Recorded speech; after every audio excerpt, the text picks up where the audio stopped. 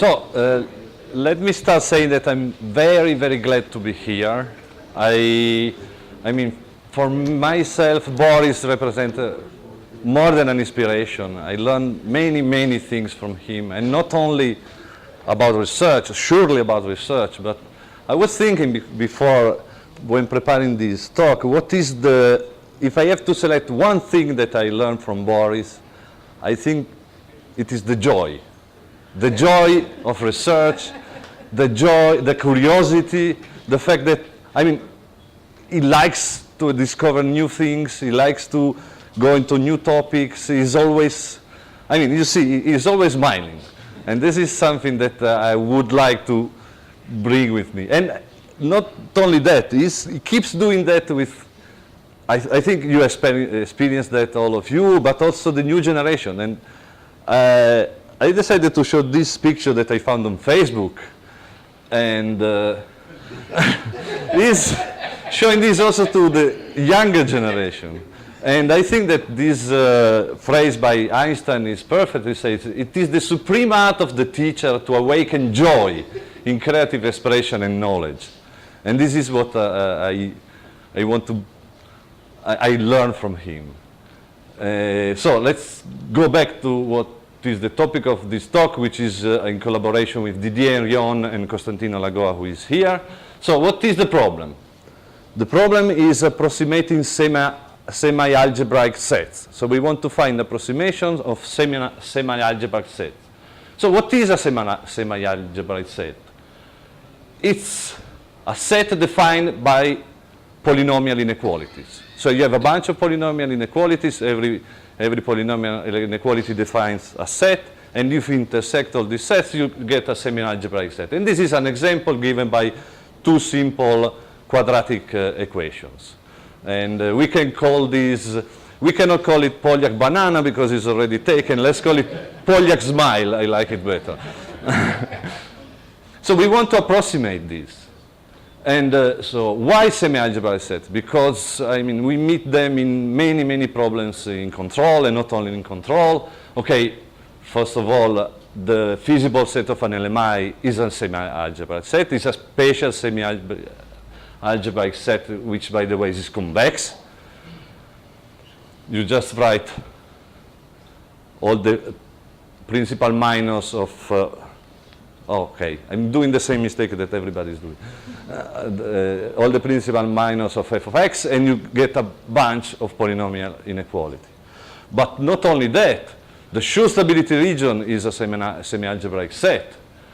And I took this example from Shankar's book. The set of PID gains stabilizing this system is a semi-algebraic set. To derive this, you just write a classical stability condition, and you get a bunch of polynomial inequalities. And you see, the semi-algebraic sets are ugly things. I mean, this set, this is taken from the book. This is really an ugly shape. And I want to find a way to approximate it meaningfully. So this is a long-going problem that you find in system ID, optimization, robust control, and you name it.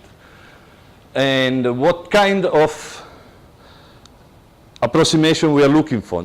You are looking for outer bounding sets. Usually people have been looking for outer bounding sets. So sets of given shape of minimum volume containing your set. One example, for instance, is the Ellisod of minimum volume, or sometimes, very often, you use the trace as a surrogate of the volume. And you see this is the shape of the approximation. And many of you worked on this. Giuseppe worked on this, Steve worked on this, and of course also Boris worked on it. And then you can choose orthotopes, you can go for polytopes, you can go for zonotopes, and you can what are the main characteristics of all these approximations? These are all convex approximations. So you see this area is always missed. I mean, you always include this area in your approximation. And then, of course, you can do the same with inner approximation. So the largest shape inside the set. So we are looking for tools, new shapes that better capture the fact that semi-algebraic sets are ugly. And what is the tool that we are proposing is what we call PSS, Polynomial Superlevel Set. What is a polynomial superlevel set? It's easy to say. You take a polynomial, you plot the polynomial, then you cut it with an hyperplane parallel to the x-axis, let's say at 1, and everything that is on top of this plane belongs to the polynomial superlevel set. So this is the polynomial superlevel set of this polynomial. And you see, the polynomial superlevel set in general are rich, because you see here, this is not only non-convex, but it is even non-connected. So what we claim is that PSS are a good tool for two reasons. For one reason that I already mentioned, they are rich. You can capture non-convex, even non-connected sets, but they are simple enough, because to represent the PSS, you just need one polynomial. You know the polynomial, you know everything. So it's like in the ellipsoid case, you know the center and the shape of the ellipsoid, that's all you need. Here, all you need is one polynomial. It's a multivariate polynomial, but it's one polynomial. And in principle, you can use low-order polynomial, d equal 2, d equal 3, but you can go up in order, and actually, the higher the order, the ugly is the shape you can capture. And by the way, this is important. If you put d equal to 2, you get back to ellipsoid. So this is, in a sense, a natural generalization of the ellipsoid. And what we look for is, again, a PSS of minimum volume. So you want to minimize the volume, guarantees that the K set is contained in the PSS. So first question, this problem makes sense?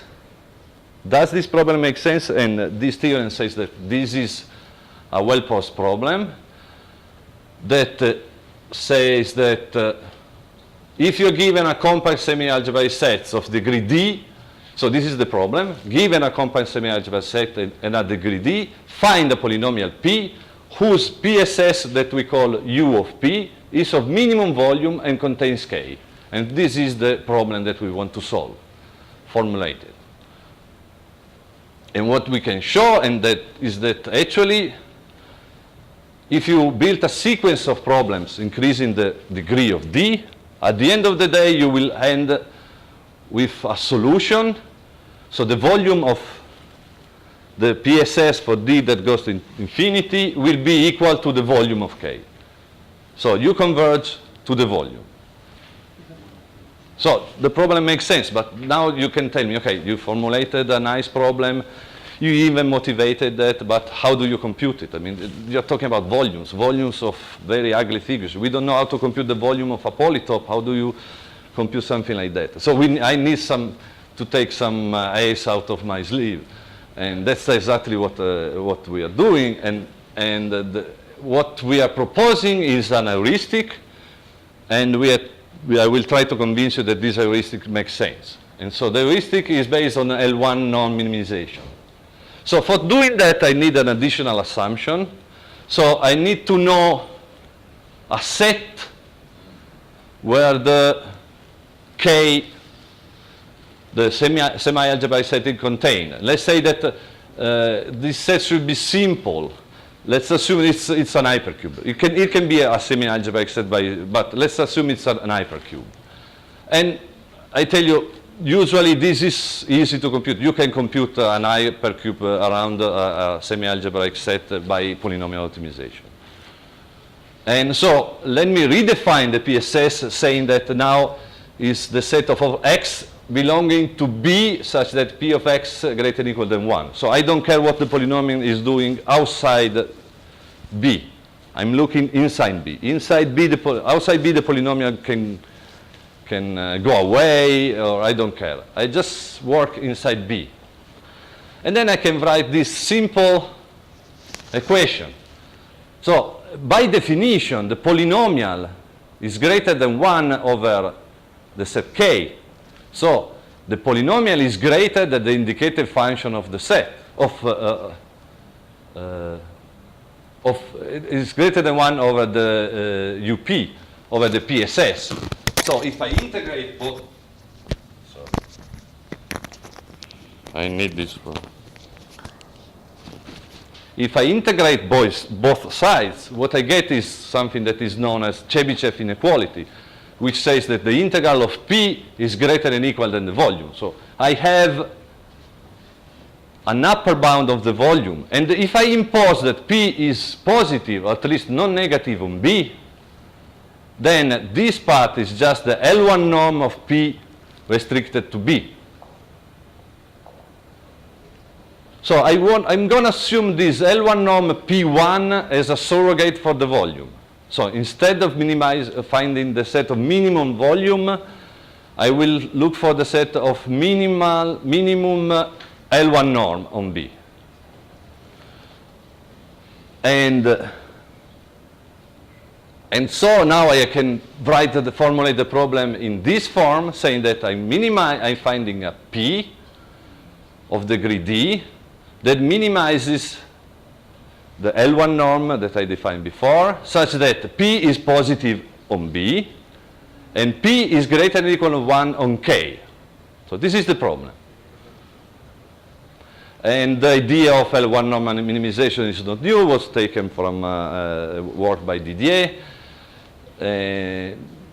for related problem, if you want. And so this is the problem that I want to solve. And for this problem, so I can say two things. For fixed D, I'm minimizing an upper bound on the volume. So I will find something which is outside the set and reasonably close to the set. And more than that, if I keep increasing D, I can prove that as D goes to infinity, I still recover the volume of D. So the two limits, and actually this is equal to the volume of D. So I still have this sequence of problems of increasing difficulty that at the end will give me something that is the true volume. So, but I want to say something more to convince you that this L1 minimization makes sense. And so let's assume that P is expressed with an orthonormal basis with respect to the scalar product induced by the Lebesgue measure on B. So it's orthonormal on B. I take orthonormal basis on B. And by the way, this is something that you want to do in practice, because I'm not here to explain you that the canonical basis for polynomials is the worst in terms of conditioning. So you want to go to something which is better conditioned, and this is the case. And if you write this, you see that P can be expressed in this form where capital P is the Gram matrix. And it turns out that P1 is exactly the trace of the Gram matrix. So I'm minimizing the trace of the Gram matrix, which is exactly what I do when in 2 dimension I minimize the trace of P. So this is an extension to higher dimension of the classical surrogate for volume when I'm playing with ellipsoid. Instead of minimizing the volume, I minimize the trace. Here, instead of minimizing the volume, I minimize the trace of the of the Gram matrix. So I don't have to convince you anymore because you're already doing this. And how do I compute this? This is still a difficult problem. This one is still a difficult problem because I have to impose that a polynomial is positive on B and the polynomial is positive on K. And at this point, I'm using standard tools of polynomial optimization. You know that instead of asking that the polynomial is positive, you can relax this by asking that the polynomial can be expressed as a sum of squares. So a sum of squared polynomials of given degree. And to impose that this holds on a semi-algebraic set, I can use what is called positive Ellenstats result, which is written here. So this expression says that P can be written as a sum of SOS of order n. N is the order of the sum of squares, or the polynomial that composes the sum of squares. And this imposes that it belongs of the box where I and Bi are the limits of the box. And this is the same thing on K. Gi are the polynomial that define K. So this is a sum of square problem. You can transform it to an LMI.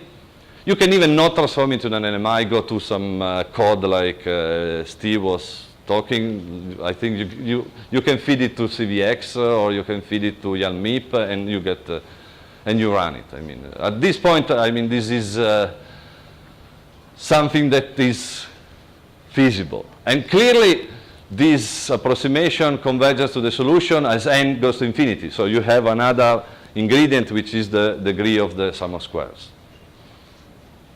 But this guarantees that this is positive for all, this guarantees that this is positive for all x and b, and this guarantees that this is positive for all x and k. So this is the numerical part, and it is classical sum of squares. So does it work? Yeah. I have a numerical example taken from a paper by Didier et Lasserre. So you have again a polynomial, a discrete time polynomial, and you have two control parameters that you can play with. And you want to choose x2 and x1 so that this polynomial is sure stable. And you write the sure conditions. You get 1, 2, 3, 4 polynomials that give us this region, which is ugly, not very ugly, but you see it's clearly non-convex. And you can easily find bounds on this region. And then what I can show you is just what we get. So this is for d equals 6. This is for d equal 8. You see that you have something that is escaping, but we care what happens only inside the box. So this is part of the approximation. This is d equal 10, and this is equal 12. So as the degree increases, I'm reconstructing the region, and I'm representing this with a polynomial of degree 12. And just to show you, this is how the polynomial looks like. So this is the set. This is, if you want, the indicator function of the set. So it's where the set is equal. It's, this is 1, so this is the set, the indicator function of the set, and what we are ending up is with something which tries to approximate the indicator function of the set. So we have a polynomial that somehow, actually in L1 norm, converges to the indicator's function of the set. And this is important. I will come back to this later, because this gives us a way also for sampling inside the polytope, because we are approximating the indicator function. And you can go also for inner approximation. You just approximate the complement of k, so b minus k. This is a set which is not given by the intersection of polynomials, but by the union of polynomials. So you have to play a little bit, fiddle a little bit, but you end up with something you see which is also, and then you can combine both. We played with Pavel with that. You can have the upper and the inner approximation, and you see, you can have the difference of the L1 norm of the two and see that they converge. So you have always an upper and lower bound on the volume if you want, and you can play with that. But as I was saying, we can also use this to tackle another problem, which is, okay, before that I wanted to show you also the Shankar example. This is just a figure, but I mean, this set is really ugly, and the approximation is really nice. I mean, it's, because it's also ugly, but it's nice in sense of approximation. Okay, to tell you the truth, from a good-looking point, approximation is uglier than the true set, but this is not what I meant. So how can I sample over a semi-algebraic set? Okay, I just use this idea that what I'm doing is actually constructing an approximation of the indicator function. So the problem is I want to generate samples in a given semi-algebraic set K, and I want these samples to be uniformly distributed in K. So I want uniform distribution in a semi-algebraic set. And again, I assume to have a bounding set, everything is the same. And this is a problem that has been tackled for a long time. I mean, and of course, Boris worked on that. And I mean, we had a lot of discussion on that. They have very nice results. Okay, in general, you can use hit and run. So start from a point and then have a Markov chain or a random walk inside the graph in generating points. You can do something smarter. This is the billiard work by Boris and Yelena. And these algorithms are very simple, very efficient. They give you uniform distribution only at the limit. What I'm looking is something that gives me true random uniform sample from the beginning. And this is what I'm doing. And the idea, is, as I said, is that if I define the uniform density, what is the uniform density? Is the indicator function over the volume. So basically, it's a weighted indicator function. And I already have constructed a function which is a good approximation, good approximation of from above the indicator function. This is what is called a dominating density. You can look to our book actually for definition examples, and what we do actually is just take the rejection method from dominating density that you find in the book and apply it here. So you can go to the details if you want. I prefer to show you just a simple example. So this is a stupid one-dimensional set defined by two equalities, two polynomials. So the set is here. The set is here. I want to generate uniform samples here. You say, okay, I go to MATLAB, I say, and okay. But just to show you what I'm doing. So I have the indicator function. I have a polynomial, in this case of degree 8, which is an approximation of an indicator function. I draw points inside this region. So the x plus the region y. And then what I say, I keep the points which are inside the blue, and I reject the points which are here. So this is easy. I reject these points because they are outside the set. But this is very important. I have also to reject these points. Otherwise, I'm not uniform because I will have more points here than here, for instance. And this is exactly what the rejection from a dominating density algorithm does. And what we can prove is that you can have a figure of what is the acceptance rate of the algorithm. What is the acceptance rate? It is the number of points that get accepted over the total number of points. So it's the ratio of points that I will accept. So it's the blue point over all points, this ratio. And this ratio is just the volume over WD star, which is the solution of a L1 problem. And clearly, since this converges to the volume, the acceptance rate at the limit is 1. So I have if I was able to construct a very good polynomial approximation, then I would have an algorithm that for which every point is a good point. Clearly, this is impossible because I would have to go very. But in any case, I can have a good acceptance rate.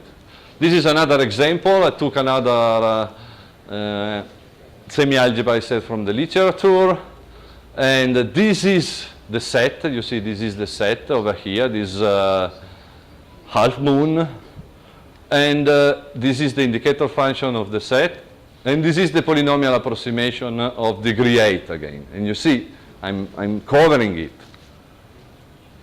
And this is what I get. So these are the points that I generated, and the red points are those I generated 8,000 samples, and the red points are the discarded one. You see the points are clustered around the region, but you have to notice that there are also red points, I don't know if you can see, also inside. So some points inside the K are also discarded. This is fundamental to guarantee uniformity, otherwise this wouldn't be uniform. And the other points are guaranteed to be uniform. So every point I get is generated according to a real uniform distribution over K. And I think I'm ready for the conclusions. We propose a new family of set approximations that we call PSS, polynomial superlevel sets. PSS have low complexity, but can capture non-convexity. I have examples also for non-connected set where you get a PSS which is not non-connected. They have applications in robust control identification. We have some work where you can, for instance, find a single PSS approximation of the Schur region and use that to do fixed order design, because fixed order design is just taking a slice of this region. So you just slice the PSS and then every point inside, and then you can generate, for instance, stable controllers, stabilizing controller. They can be used to generate uniform samples in semi-algebraic sets, and as I told from the beginning, they are fun. So thank you. Are there any questions? Yes. May I ask to show this blue curved triangle which was used in a Which one? which was approximated by polynomial degree 12, something like this. This one, yes. This one? No, the blue one. The blue one. No, the true triangle. What you are approximating? This one. No, not that one. Triangle, curved triangle. Oh, okay, the blue one. How it was built? Not the approximation, the blue triangle itself. The set you are approximating. This is K. No, fine. How it was built? How you draw the picture? How did I write the picture?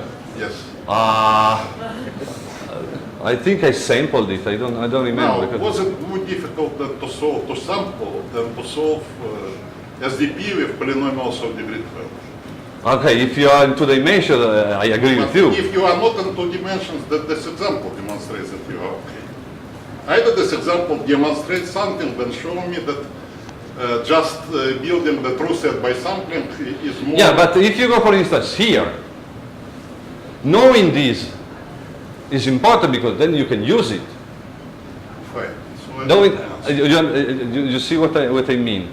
I'm not sure. Again, the example which we saw says that you can sample and you could do something else.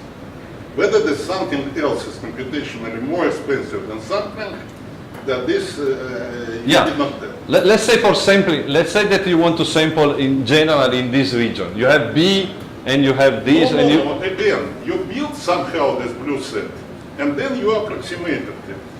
No, and now I'm building it just to showing it. In general, I just have the definition. How do you know in general that polynomial of degree approximation of degree 12 will be okay? Okay, I agree, but let's say that. Let's say that I choose a polynomial of degree 4. Yes. No matter what. I'm doing better than ellipsoid. I'm doing better than ellipsoid. Perhaps the sampling will do better than you. Not. But, so, I mean, your argument also goes against the ellipsoidal approximation. My argument doesn't go anything. I just argument. I just asked how the truth set was achieved. Okay. I also have a question. So you use this polynomial approximation to do sampling. So how do you sample uniformly from this superlevel set of a polynomial? I mean, we wrote it in our book.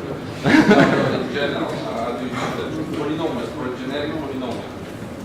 It's the same that we do in our book for generating the density of the singular values, the conditional method. Yeah, but that works for a specific polynomial. It's a specific polynomial. I mean, you have to implement the conditional method, so can compute the integrals, but these are polynomial integrals. So you take the polynomial, which is a density, and then you write the density as the marginals times the conditional, first conditional, the density condition to the marginal, and so on. And then you get a bunch of one-dimensional polynomials. And each one of these is computed by integrating a polynomial. Okay, I mean, it's not easy. You have to go through integration. Multi-dimensional integration. No, it's one-dimensional integration of a polynomial. To compute the marginal, you have a polynomial, and you integrate in one variable between A and B. You can do it by hand, or you can do it by MATLAB. It's just a question. I mean, if you integrate a polynomial in one variable, it's just x squared is x cubed over 3, and x1 squared is x2 cubed is x. I mean, it's easy. You can, and you do everything in one variable. So it's not. So that's not No, it is. I mean, if your question, do we do it in an efficient way? The answer is no.